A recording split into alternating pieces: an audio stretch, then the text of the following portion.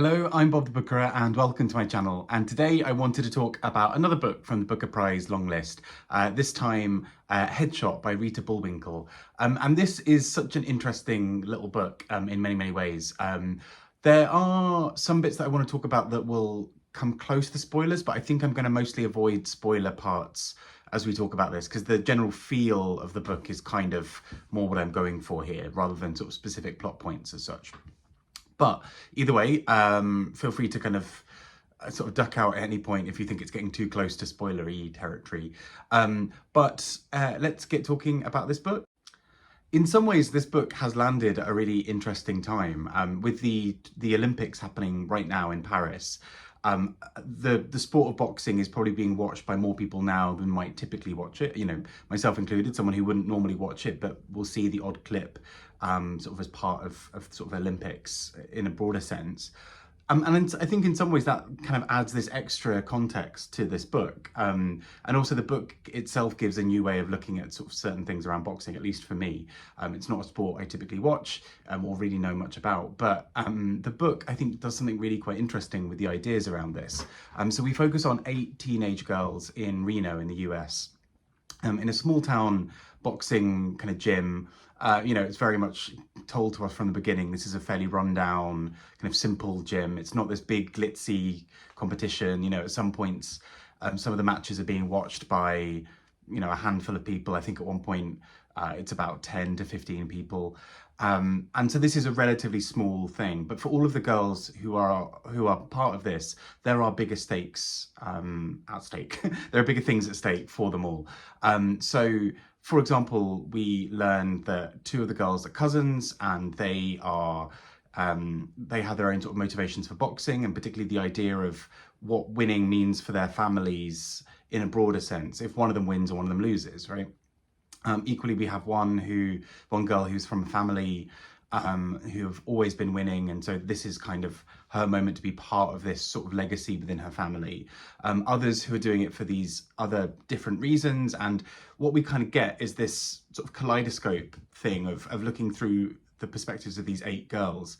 And typically that's something I would find a bit difficult to juggle in a book. When I first heard that it was through 8 different people's perspectives, that slightly panicked me, because I tend to find it hard once you get past about 2 or 3 characters. I'm not very good at that. And so, but actually the book I think does a really good job of it, partly because you're only really ever focusing in on 2 girls at a time, the 2 girls who are fighting, and you are so close to their perspective, you're very much in their head. But in some ways, the book almost has this kind of roving camera, like you're in a boxing match or in some kind of sports match. It feels like sometimes it zooms really close in, sometimes it sort of scans the arena. I say arena, there's not much of an arena, it's quite a small venue, but you know, it scans everything around them. Sometimes it kind of goes off into thinking about things in their past. At various points it talks about their futures. And I think that's what actually really works about this book. It's very tightly focused. There's a very close point of view often, that means that you are directly hovering above these characters for so much of it, and you're really in their head. The author also repeats names quite a lot, just to make sure that you're definitely clear which one you're kind of thinking about at that time. So it'll be like Izzy blah blah blah blah, and Izzy said blah blah blah, Izzy's mind was thinking blah blah blah. You know, it's very focused on us knowing about one specific character at a time. But I think what kind of emerges from this narrative is something really quite interesting, that we watch basically as the bracket of the various brackets of the tournament are happening. So we watch 2 girls face off against each other, then another 2 girls, and you know, we go all the way through the bracket till we have the semi-finals and finals. You know, it's this sort of kind of, yeah, we're very, very focused on who the kind of winners are of each match and what the kind of outcome is. And that naturally lends itself to the chapters being basically fights. And so we've just got specific fights that are going in. What I think this book then does really interestingly from that is takes the perspective and do this sort of long cast forward, where it will sometimes just very casually tell us the future lives of these young girls. So, you know, sometimes it'll say, well, after she loses the tournament, she can never quite face the idea of boxing again and blah, blah, blah. Sometimes it'll say things like, well, 20 years later, when she's working as a retail manager, she thinks blah, blah, blah. And it has this really interesting way of just throwing you forward to the future in a way that's almost quite unsettling, because, you know, you're focused in on the inner lives of a girl at 14 or 15 trying to punch the lights out of another girl. And then suddenly you're just like, when she was in her, you know, when she became a grandmother, you're like, okay, sorry, what? Like, what's happening here? But I think that's like really clever about the way the book handles that, because for me, it really allows us to see a sort of almost sliding doors moment, a kind of how the trajectories of their lives may be incredibly different depending on how the match goes. And sometimes it kind of suggests that actually it doesn't matter for some of the girls whether they win or lose. The same thing was going to happen in their lives. But for some of the girls, it does seem to really shape some of the impact, the sort of the sort of trajectory of their lives. And I think the book, by doing so, does this really clever, almost bait and switch of kind of telling you that the most important thing in their life at the moment is this boxing match. Sometimes the girls in their heads are thinking that this is also incredibly important.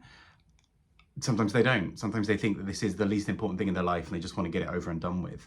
But then to kind of cast it forward, I think allows you this different perspective of actually so much of the way they're currently feeling is a temporary, transient thing.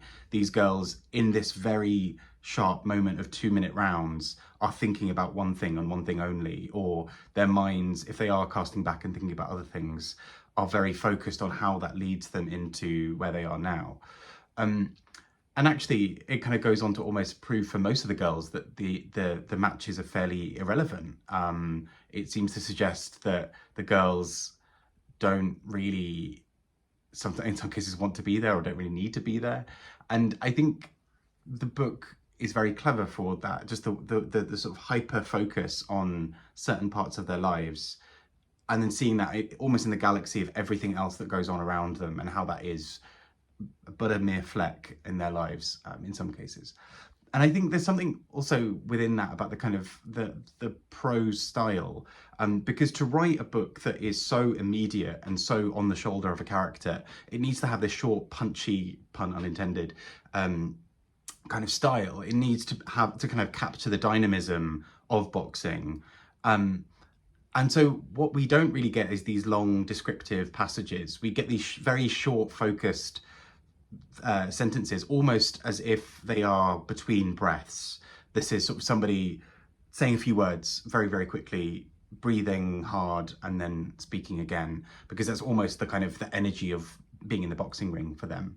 And I think then sort of, this is something I talk about a lot, but I really love when form and function kind of coincide. So the idea that to adequately tell the story of of teenage girls fighting in this boxing ring, the mood of this book needs to have this sort of sharp, short focus, but it also needs to have this almost overwhelming feeling of sort of mundanity and kind of inescapability. There's something where the world is contained within these pages. And I think the book does that very well through the kind of breathlessness of some of the parts, and also the ways that often really big topics and really horrendous things are brought in with almost no warning. You don't get any sense that something big is about to happen.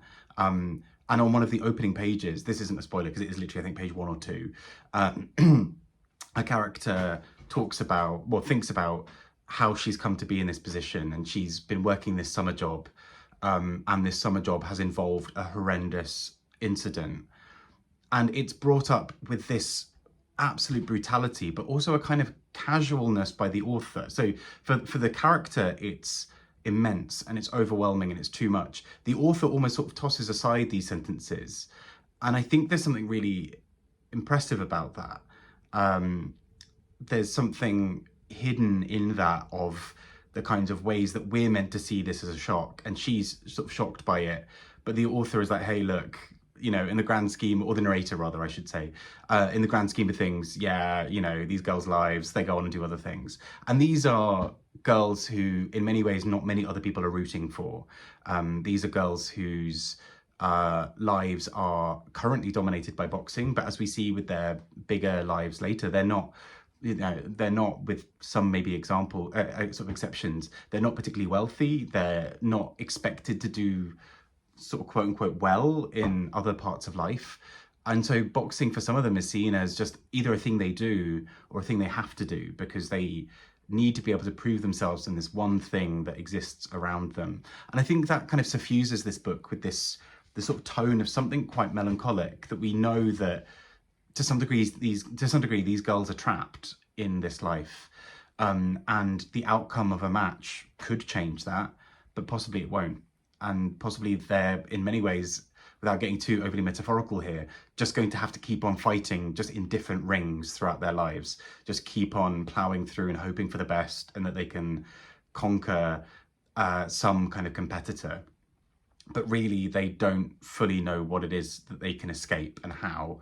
And that sort of drudgery hangs over so much of the book, but in a way that I think is done so beautifully. And again, without ruining anything, I think the end of this book sort of ends this almost on a sort of pause, or it's not quite a kind of comma or like a, it kind of ends on this sort of almost to be continued element of we know that the future will drift on and affect these girls, but we're not going to map out every single part of it. We're just going to leave them here where they are and what they think at this very moment about their future.